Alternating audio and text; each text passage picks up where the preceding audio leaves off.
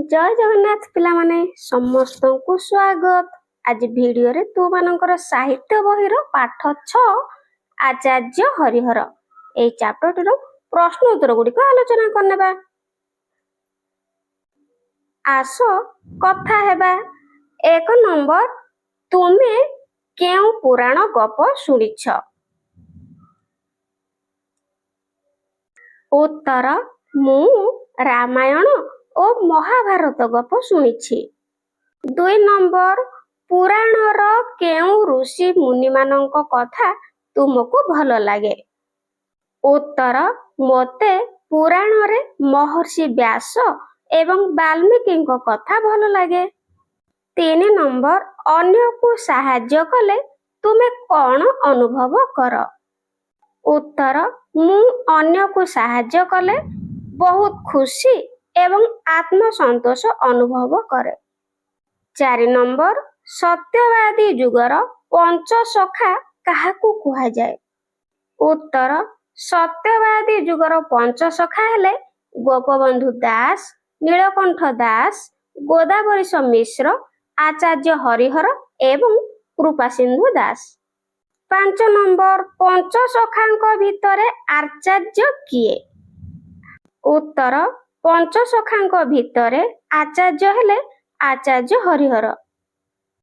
आगो को जीवा, आसो उत्तर लेखिबा। 1 नंबर, आचार्य हरिहर ओकिलाती पाठ न पढ़ी कलिकतारू फेरी आसिले काहींकी?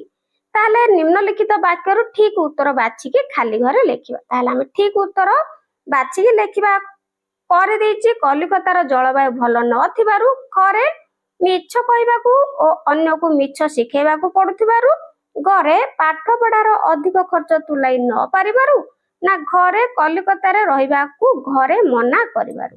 ताहले पिला माने एटा ठीक उत्तर हे जिवो ख, मिछ कहिबाकू ओ अन्य को मिछ शिखेबाकू पडुथिबारू आचार्य हरिहर ओकिलाती पाठ न पढ़ी कलिकतारू फेरी आसिले। ताहले तुमे माने ए बॉक्स भितरे ए आंसर टी लेखिबो।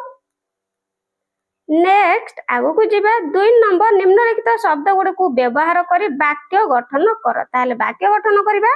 प्रतिष्ठित, मंगल, ओकिलाती, अछुआ, आदर्श ए शब्द गुडी को नेकी हमें वाक्य गठन करिबा। प्रतिष्ठित, मधुबाबू जने प्रतिष्ठित वकील भावे ओडिशा रे जनाशुना। मंगल, आमको सबु बेले अन्यर मंगल कामना करिबा उचित। ओकिलाती, से कलिकतारू आईन पढ़ी सारी कटक रे ओकिलाती आरंभ कले। अछुआ, समाजरू अछुआ भेदभाव दूर करिबा पई गांधीजी अनेक चेष्टा करिथिले। आदर्श, छात्र माने सर्वदा जने आदर्श व्यक्ति पथ अनुसरण करिबा उचित। नेक्स्ट, निम्नलिखित प्रश्न गुड़िकर 4टी लेखाए संभाव्य उत्तर दिया जाइछि। सेमानको मध्यरु ठीक उत्तरटी बाछि ठीक चिन्ह देबा। ताहले 3 नंबर, मुनि ऋषि माने सर्वदा कोन चिंता करंती? ऑप्शन गुड़िक निजे भलर रहया पई, खरे निजे दुखरे रहया पई, घरे समाजर मंगल चिंता करंती, ना घरे समाजर मंगल चिंता करंती नाही। ताहले सठिक उत्तर ग, समाजर मंगल चिंता करंती। मुनि ऋषि माने सर्वदा समाजर मंगल चिंता करंती। 4 नंबर, हरिददेई बगीचार फाटकटी को बंद कले काहींकी? ताहले ऑप्शन गुडी को करे बगीचा को बुला गोरु गाई ठारू रक्षा करिबा पई, घरे बगीचा को केही न देखिया पई, घरे बगीचा रु केही फूल न तोलिबा पई, घरे बगीचा रु फल चोरी हेबा भयरे। ताहले एडी ठीक उत्तरटी हे जिवो क, बगीचा को बुला गोरु गाई ठारू रक्षा करिबा पई। 5 नंबर, पिलांको सहज प्रथम इंग्राजी व्याकरण काहा द्वारा रचित? महात्मा गांधी, आचार्य हरिहर, गोपबंधु ना कृपा सिंधु?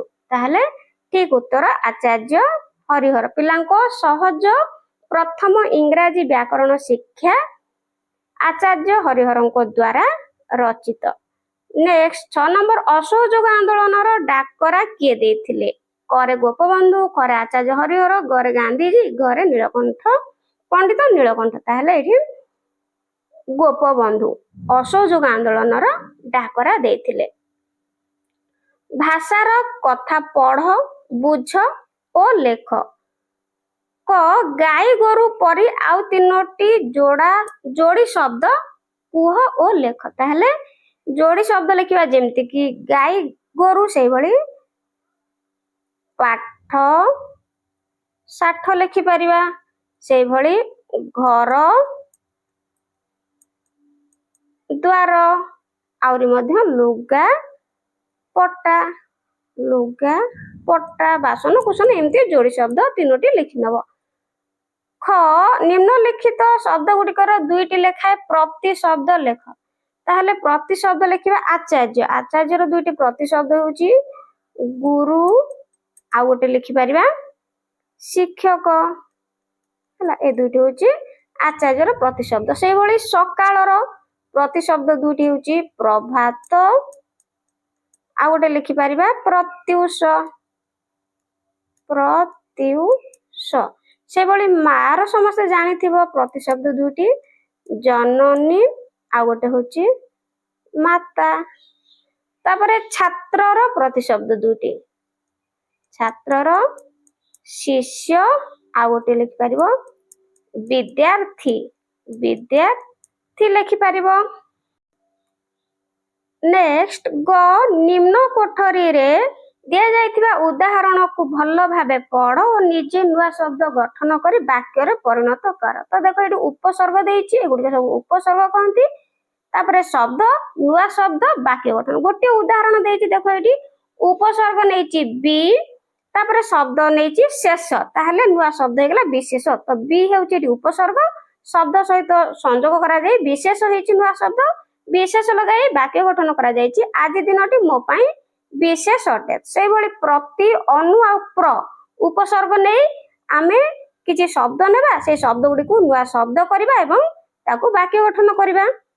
ଉତ୍ତର ପ୍ରତି ସହିତ ଆମେ ଶବ୍ଦ ନେଲେ ଦାନ ମିଶିକି ହେଇଗଲା ପ୍ରତିଦାନ, ନୂଆ ଶବ୍ଦ। ତ ବାକ୍ୟଟି ହଉଛି ମାଙ୍କ ସ୍ନେହର ପ୍ରତିଦାନ ଦେବା ଅସମ୍ଭବ। ସେଇଭଳି ଅନୁ ଉପସର୍ଗ, ଶାସନ କଣ ହେଇଗଲା ଶବ୍ଦ ମିଶିକି ହେଇଗଲା ନୂଆ ଶବ୍ଦ ହେଇଗଲା ଅନୁଶାସନ, ବିଦ୍ୟାର୍ଥୀ ଜୀବନରେ ଅନୁଶାସନ ଅତି ଜରୁରୀ। ସେଇଭଳି ପ୍ର ଉପସର୍ଗ, ଶବ୍ଦ ହଉଛି ଚାର ମିଶିକି ହେଲା ପ୍ରଚାର, ସତ୍ୟର ପ୍ରଚାର ସବୁବେଳେ ହେବା ଉଚିତ।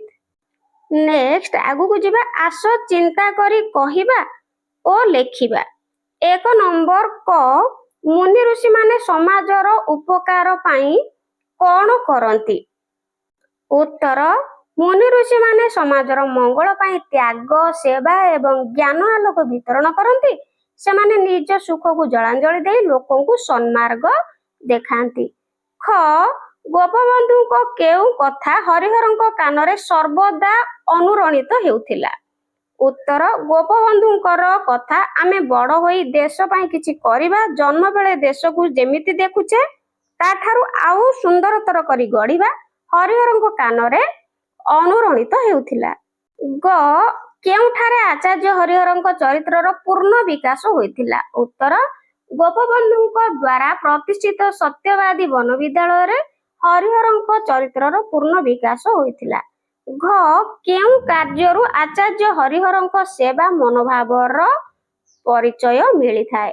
ଉତ୍ତର ବନବିଦ୍ୟାଳୟରେ କୌଣସି ଛାତ୍ର ଅସୁସ୍ଥ ହେଲେ ସେ ରାତାରାତି ଅନିଦ୍ରା ହୋଇ ସେବା କରିବା, ପିଲାମାନଙ୍କର ଚର୍ମ ରୋଗ ହେଲେ ନିର୍ବିକାର ଭାବରେ ନିମ୍ବପତ୍ର ସିଝା ପାଣିରେ ନିଜ ହାତରେ ସଫା କରିବା ଇତ୍ୟାଦିରୁ ଆଚାର୍ଯ୍ୟ ହରିହରଙ୍କର ସେବା ମନୋଭାବର ପରିଚୟ ମିଳିଥାଏ। ସେ ଏପରି ଶ୍ରଦ୍ଧାଶୀଳ ଥିଲେ ଯେ ପିଲାଙ୍କର ଦେହ ଖରାପ ହେଲେ ଅଭିଭାବକ ସେମାନଙ୍କର ଘରକୁ ନେଲେ ମଧ୍ୟ ପିଲାମାନେ ଘରେ ନ ରହି ଆଚାର୍ଯ୍ୟଙ୍କ ପାଖକୁ ଫେରି ଆସନ୍ତି। ନେକ୍ସଟ ଆଗକୁ ଯିବା, 2 ନମ୍ବର ଆଚାର୍ଯ୍ୟ ହରିହରଙ୍କ କେଉଁ ଗୁଣ ଗୁଡିକ ତୁମକୁ ଭଲ ଲାଗୁଛି ଖାଲି କୋଠରୀରେ ଲେଖ। ତାହେଲେ ଇଏ ହେଉଛନ୍ତି ଆଚାର୍ଯ୍ୟ ହରିହର, ତାଙ୍କର କେଉଁ ଗୁଣ ଗୁଡିକ ସବୁ ଭଲ ଲାଗୁଛି ତାହେଲେ ସେଗୁଡିକ ଲେଖିବା। ପ୍ରଥମେ ଲେଖିବା ସେ ହେଉଛନ୍ତି ଜଣେ ଛାତ୍ର ବତ୍ସଳ। ତେଣୁ ଏଠି ଲେଖିବ ଛାତ୍ର ବତ୍ସଳ। ସେଇଭଳି ଆଉ ଗୋଟେ ଲେଖିବା ନିଷ୍କାମ ସେବା, ନିଷ୍କାମ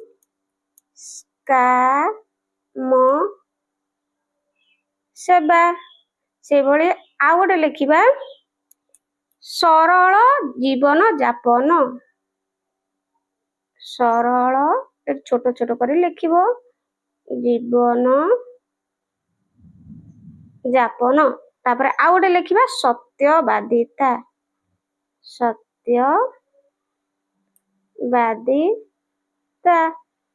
ହେଲା। ତ ଏଇଭଳି ପ୍ରଶ୍ନୋତ୍ତର ଗୁଡ଼ିକ କରିନେବ।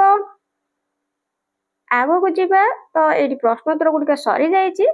ତ ଭିଡ଼ିଓଟି ପସନ୍ଦ ଆସିଥିଲେ ଲାଇକ୍ କରିବ ଆଉ କମେଣ୍ଟରେ ନିଶ୍ଚିତ ଜଣାଇବ। Thank you.